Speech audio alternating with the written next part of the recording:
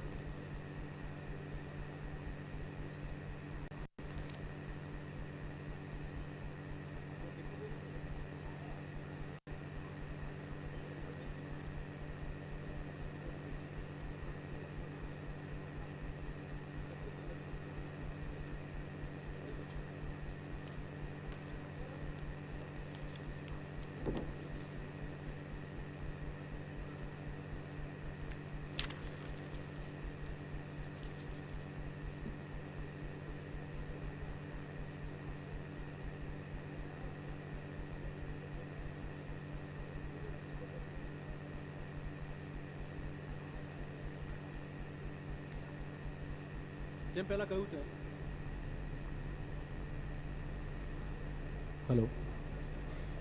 કહ્યું તેમ ગુજરાતી લોકો એ ખૂબ પ્રભાવ પાડતા હોય છે દરેક ક્ષેત્રમાં. જ્યાં પણ જાય ત્યાં પોતાનું નામ રોશન કરતા હોય છે અને ગુજરાતનો ડંકો પણ ચોક્કસ વગાડતા હોય છે. એક પણ ક્ષેત્ર બાકી નથી કે જ્યાં આજે ગુજરાતી પહોંચી ન શક્યો હોય અને સફળતાના સોપાન સર ન કરી શક્યો હોય. ત્યારે વિષય એ વાતનો છે કે ગ્લોબલી એટલે કે દુનિયાભરમાં ગુજરાતીઓનો પ્રભાવ કેટલો પડી રહ્યો છે, ગુજરાતીઓ શું શું કરી શક્યા છે અને શું શું કરી શકવાની ક્ષમતા ધરાવી રહ્યા છે. આજે આપણે એ જ મુદ્દે આ પેનલ સાથે વાતચીત કરવાની છે. સાથે જોડાશે મારા ગ્રુપના ફાઉન્ડર એવા આશીષભાઈ ઠક્કર આપણી સાથે છે. આ સાથે યુકેમાં હાઉસ ઓફ લોર્ડ્સના લેબર પાર્ટીના સભ્ય લોર્ડ ભીખુ પારેખ આપણી સાથે છે અને ઓસ્ટ્રેલિયન સાયન્ટિસ્ટ ડૉક્ટર ધાર્મિકા મિસ્ત્રી આપણી સાથે છે.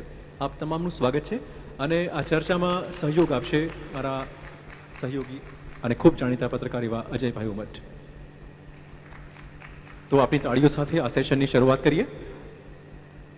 સૌથી પહેલાં ભીખુભાઈ આપને પૂછવાનું કે ખૂબ પીડ આપનો અનુભવ પણ છે, આપની ઉંમર પણ છે, ત્યારે એક ગુજરાતી તરીકે ત્યાં બેઠા બેઠા ગુજરાત કેવું લાગે છે અને કેટલું ઇન્ફ્લુઅન્સ હોઈ શકે છે ગુજરાતીઓનું જે તે ક્ષેત્રમાં? ત્યાં માઇક છે તમારું. તમારો સવાલ ગુજરાતીઓ પ્રત્યે મર્યાદિત છે? બિલકુલ નહીં. ઇન્ડિયન્સ વિશે કહું. ભીખુભાઈ, આપણે તો ગ્લોબલ ગુજરાતી છીએ. સોરી, ગ્લોબલ ગુજરાત છે એટલે ગુજરાતીઓ પૂરતું મર્યાદિત નથી. અને સવારે જ વાત થઈ ને કે જ્યાં જ્યાં વસે ગુજરાતી ત્યાં સદાકાળ ગુજરાત, અને એ તે કેવો ગુજરાતી જે હો કેવડ ગુજરાતી એટલે વિશ્વ માનવ. now I am going to talk. Can you hear me now? I am going to talk about the Indian diaspora. Okay.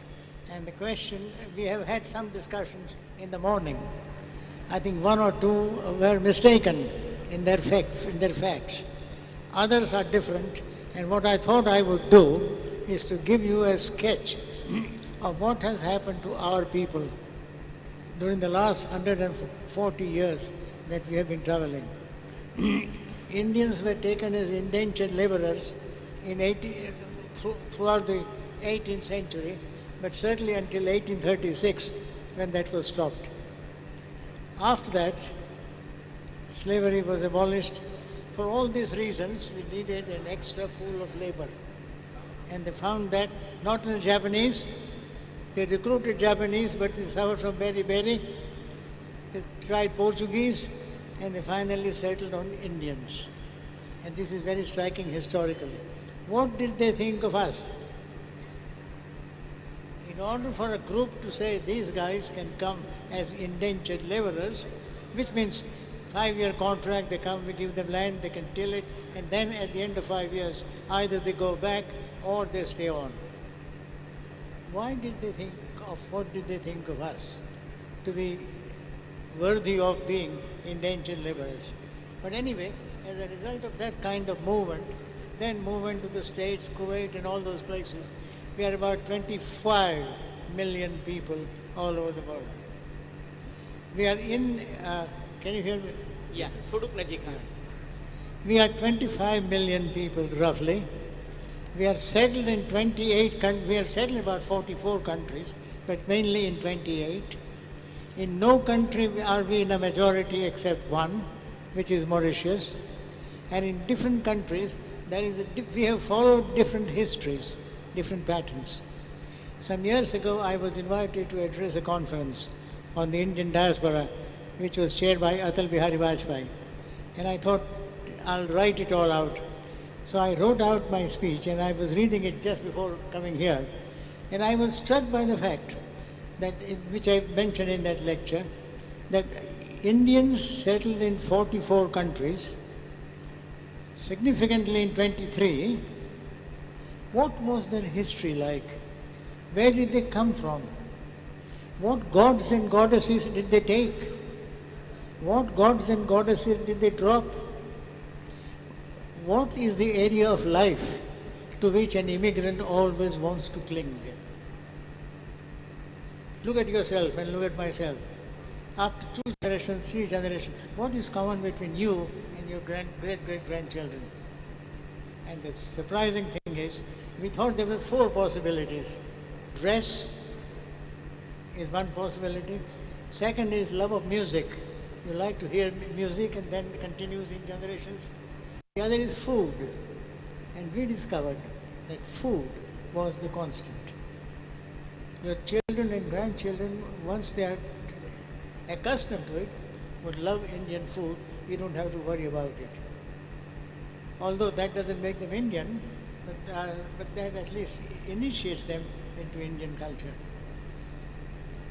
In terms of politics, some of these countries produce Indians, Gujaratis, as senior politicians. South Africa was one of the finest countries which produced first-class Indian political leaders who went to jail with Nelson Mandela and other things. This hasn't happened in almost any other country. If you look at Malaysia, if you look at Sri Lanka, if you look at Pakistan or West Indies, you don't find Indians in prominent positions. They always want to do business quietly, send their children to private education, and hope that that will give them a platform to take off. That has been their thesis.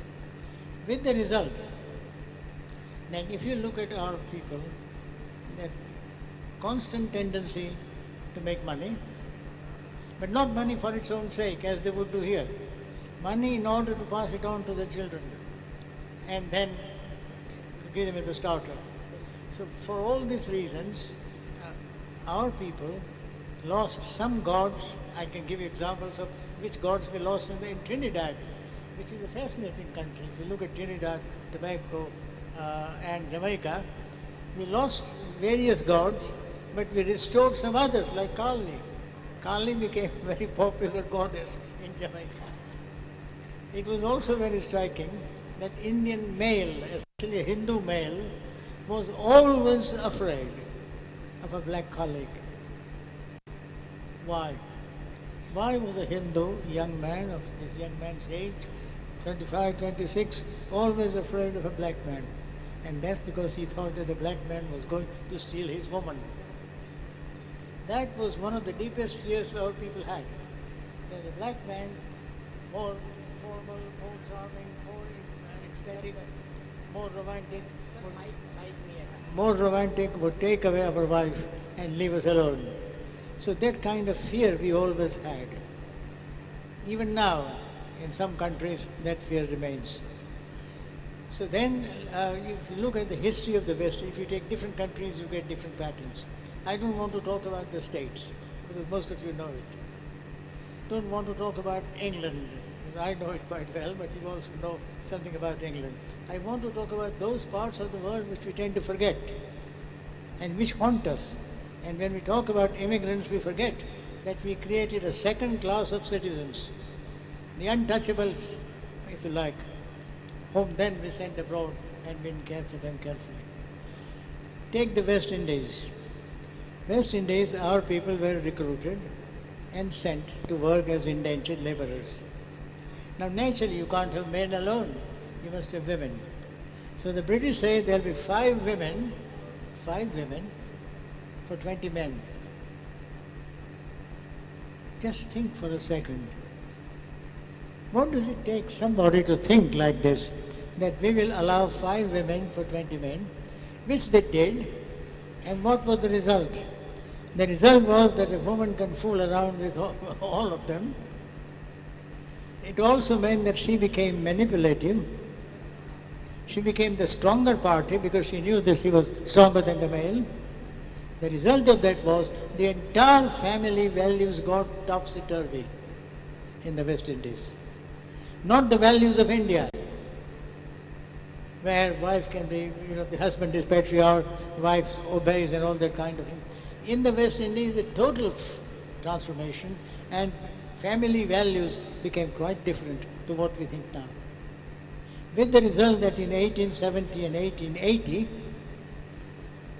the government of the West Indies began to worry about the decline of the family.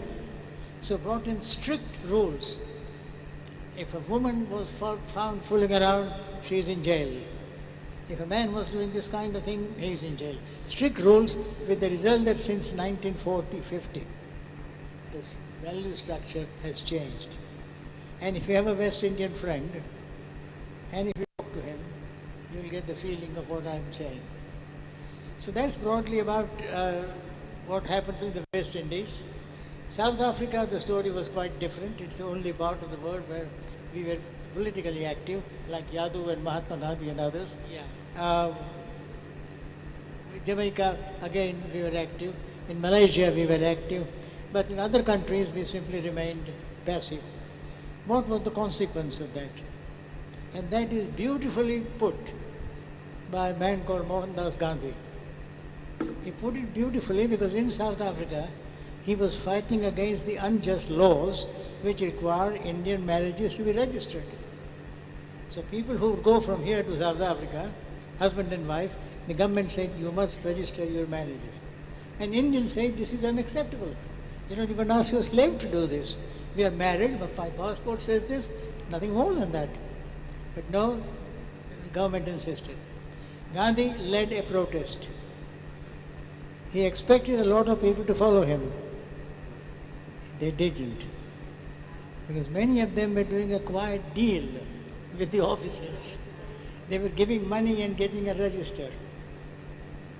Gandhi realized that his people, as he called them, were not going to stand by him and fight with him. With the result that he made a remark which I want you to remember. Have I gone on too long? Just 1 minute. So what we can do... Let me just finish this remark. At which point Gandhi got unbelievably angry for the first time in his life. And he said, when shall we learn to rebel against ourselves? Just look at the sentence. When shall we learn to rebel against ourselves? આપણે માટી જેવા છીએ, એની સામે આવા પ્રકૃતિ સામે ઉભા રહેવાની શક્તિ કેમ નથી આપણામાં? And then he went further. The next sentence. If you behave like a worm, don't blame others for trampling on you. Very well said. કીડા તરીકે તમારે જીવવું હોય તો સામો માણસ તમારા પર પગ મૂકવાનો. ભાગ તમારો છે કે તમે પેલાને ટેમ્પ્ટ કર્યો. માણસને ટેમ્પ્ટિંગ ના થાય તમારી સામે કોઈ જાતની છૂટછાટ લેવાની. જો તમે કહો કે ના મારી લક્ષ્મણ રેખા છે, આ મારી મર્યાદા છે. એટલે ગાંધીજીનો અનુભવ સાઉથ આફ્રિકામાં છેલ્લે સુધી when shall we learn to rebel against ourselves? પણ ભીખુભાઈ કદાચ આ જ ઘટના હતી કે જ્યાંથી શરૂઆત થઈ કે ગુજરાતીઓ વિદેશની ધરતી ઉપર પણ વિરોધ કરી શકે છે, સત્ય માટે લડી શકે છે. આશીષભાઈ તમને પૂછીશ કે સત્ય સામે લડી શકે છે. હા, ગુજરાતીઓ જે છે, shall I answer? હા. Gujarati, look, take the places where there are Gujaratis and other people from India. Take South Africa. Gujaratis, Tamils, Telugus and Muslims. Now what is the pattern of every one of them? Where are the Gujaratis? Mainly in banks. When I went to South Africa, I was struck. Every bank you go to are our people. Business, trade. Blacks were working on the farms which our people owned. That happens with Gujaratis. બરાબર. Mainly અન્ય અન્ય Gujaratis. અન્ય અન્ય લાક્ષણિકતાઓની ગુજરાતીઓની વાત કરીએ. આશીષભાઈ, તમને પૂછીશ કે જે રીતે તમે પોતાનું ગ્રુપ ચલાવો, ફાઉન્ડર છો ઓફ મારા ગ્રુપના, બિઝનેસ ઓપોર્ચ્યુનિટી કેવી રીતે શોધી અને કેવી રીતે આટલો ડેવલપ કરી શક્યા? Good afternoon. Thank you so much. Firstly, I'd like to thank Sunil Bhai and Praful Bhai Naik, Susmith and the team at Ayana, also Barun Das and the team at TV9 for this phenomenal setup. And really, I'd like to salute your passion for holding this, really the promotion of Gujaratis globally and bringing that, as Sunil Bhai said, removing the coconut nuss of all of us. I think it's a brilliant thing. And I've been personally quite lucky because my spiritual leader, Morari Bapu, has, with his teaching of Satya, Prem and Karuna, has kept me very connected with Gujarat and India. He's made me very, very proud to be a Gujarati and to be an Indian. And obviously, getting married to Krishna, my wife, who's in the crowd, has made me even more so proud to be Gujarati, who's from Gujarat. But Amara family, 1890, we left Gujarat and we went to East Africa. So when you think about, my ancestors traveling purely for entrepreneurial opportunities, it's quite amazing. I'll interrupt you for a moment. Vikubhai, his story is, from rags to riches. But interestingly, I thought that seldom you will find, that dropouts will become the richest person in the world. For example, Bill Gates or Steve Jobs. Here is a story that he is a dropout and still he has become one of the richest men. So that is the, I think, very inspirational story that we want to hear from you, because time Yes, yes. is a constraint, but that is the most interesting story that we want to hear from you. From a refugee, you have become the richest man. Tell us that story. Huh? Yes, yes. અચ્છા, તમે Right. answer કરો. Sure. So basically, my family went through the 1972 Idi Amin saga in Uganda and got wiped out, moved to England, started again. And then in 1993, we moved to Rwanda. 9 months later, unfortunately, the genocide broke out. So my parents, my sister and I were refugees during the genocide for 35 of the 100 days. Luckily came out okay, but unfortunately lost everything again. So we started from scratch, and I quit school when I was 15 years old, took a $5,000 loan and set up the business about 25, 26 years ago. Over this journey, over 26 years, we've created 16 different businesses in 26 African countries, created 30,000 jobs in the process. But I think more importantly, wealth creation is definitely important, but alongside that, I think creating a positive social impact is equally important. And this is why I chair the United Nations Global Entrepreneurship Council, and very focused on how we really make sure, in line with the Sustainable Development Goals of the United Nations, that we leave no one behind in a true manner. And I think, and Bapu teaches us this as well, but positivity attracts positivity. You do good and you will do well.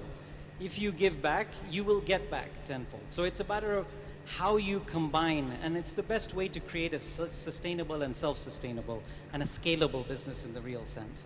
So I think Africa is a phenomenal place for business, and Gujaratis, to Lord Zo's point, is that Gujaratis have really penetrated a lot of these African countries. It's great to see an ambassador of Uganda to the United Kingdom who's a Gujarati who's here as well, and it's proud that we've got this kind of thing and we've been able to spread, but we don't forget our roots, which is the key thing. And thanks to events like this, even more so. So I would say, you know, the biggest thing is that Africa, people talk about the challenges, people talk about corruption, people talk about કે બહુ difficult છે ત્યાં ધંધો કરવા માટે, you know, 54 different countries, બધાય બહુ લોકો. But in my opinion, frankly, there are only going to be takers if there are givers. Private sector દેવા જાય તો એ લોકો લેશે, right? આપણે ના દે તો એ સીધી રીતે ધંધો થઈ શકે છે. ઓકે, વાત કરીએ ઓસ્ટ્રેલિયાની થોડી વાત કરીએ. આપણી સાથે ધાર્મિકા પણ છે. Yes. ધાર્મિકા, is there any problem you faced being a Guju girl or an Indian girl? Is it a problem? Oh, sorry. No, that's not a problem. Today is 15th October. Oh, yes. Today is 15th October, and incidentally that she is one of the finest researcher based out of Australia, and her area of expertise is in breast cancer, and today the whole world is celebrating Breast Cancer Awareness Day. So we are lucky that, you know, on this day we have such a good scientist available to us. Thank you. So Dharmika, I just wanted to know, because, you know, during lunch session and afterwards we were discussing in India we have started, you know, early detection and breast cancer awareness activities, and we find that every year the incidence of almost 1 lakh more cases are added. So I just want, and Indian scientists could not find out the reason. What is the reason or cause of this breast cancer? Some people, there are certain myths that, you know, if you consume more oral contraceptives or infertility treatment, or, you know, if you don't have children, or if there is no breastfeeding, then that may cause, you know, this breast cancer. So as an expert, I want to understand from you that what is the reason, because there are a lot of myths. So what is reality? And another thing, that what is the protocol in Australia? For example, in India, after 30 years you start, you know, sonography, then mammography every second year, and after 50 years every year you should undergo mammography and other things. So what is the protocol for early detection and creating awareness in the society in nutshell? Sure. And I just want to say thank you as well for having me here today. I would start with the first part, which is, you know, what causes cancer. That's a very heavy question, Bai. Cancer, we still really don't know the root cause, but we know a few things about the way that it behaves. So we know that it can happen at any time for lots of different people. It can be triggered by different things in environment or lifestyle, but we can't pinpoint and say... Maybe stress also. Yes, that's exactly right. So it's a holistic piece, right? It's your mental health, it's your physical health, it's your environmental health. And I think at the end of the day, we have to go back to the core of our human bodies, which is our immune system, right?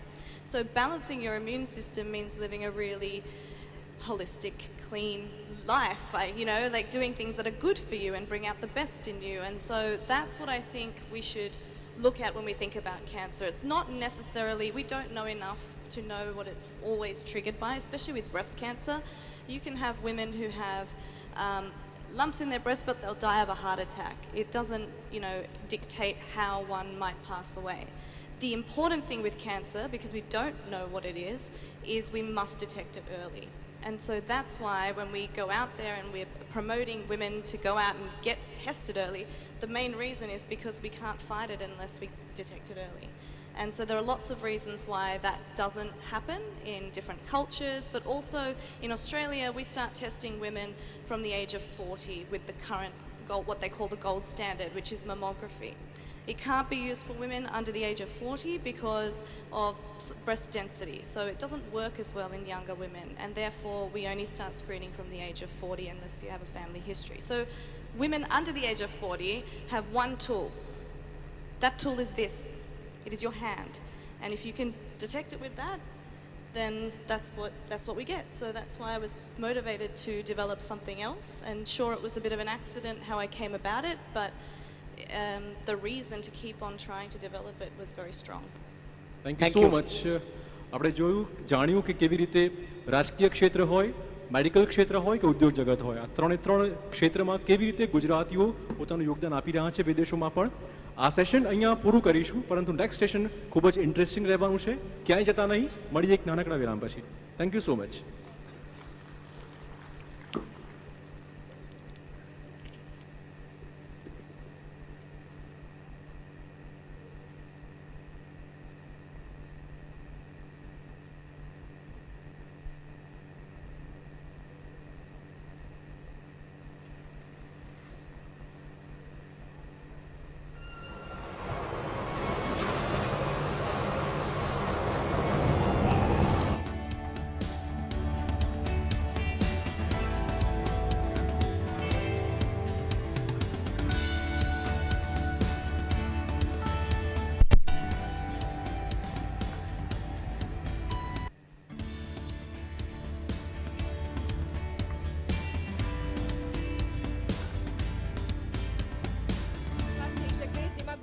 વાત છે, ગુજરાતીઓની વાત છે, ગુજરાતીઓને સન્માનવાની વાત છે અને વધુ કેટલાક ગ્લોબલ ગુજરાતીઓને સન્માનવાનો આ મોકો છે.